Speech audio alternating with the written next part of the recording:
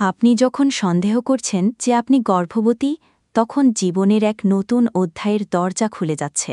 কিন্তু এই আনন্দের সাথে আসে কিছু গুরুত্বপূর্ণ ধাপ, যা আপনার এবং আপনার শিশুর সুস্থতার জন্য অপরিহার্য। গর্ভাবস্থায় নিশ্চিত করা। প্রথমে বাসায় হোম প্রেগন্যান্সি টেস্ট করুন। সাধারণত এটি পিরিয়ড মিস হওয়ার 1 সপ্তাহ পর সবচেয়ে নির্ভুল ফল দেয়। যদি ফলাফল পজিটিভ হয়, ডাক্তারের কাছে গিয়ে ব্লাড টেস্ট HCG লেভেল করান, যা শতভাগ সঠিক। এরপর আল্ট্রাসাউন্ড করা হতে পারে, যাতে শিশুর হার্টবিট এবং সঠিক বয়স জানা যায়। প্রথম ডাক্তারের ভিজিট। প্রথম ভিজিটে ডাক্তার আপনার মেডিকেল হিস্ট্রি নেবেন, ওজন, ব্লাড প্রেশার মাপবেন এবং ব্লাড ও ইউরিন টেস্ট করাবেন।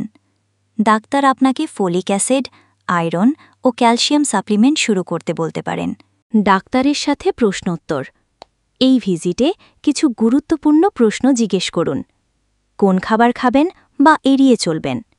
গর্ভাবস্থায় কোন ধরনের ব্যায়াম নিরাপদ? মর্নিং সিকনেস কমানোর উপায় কী?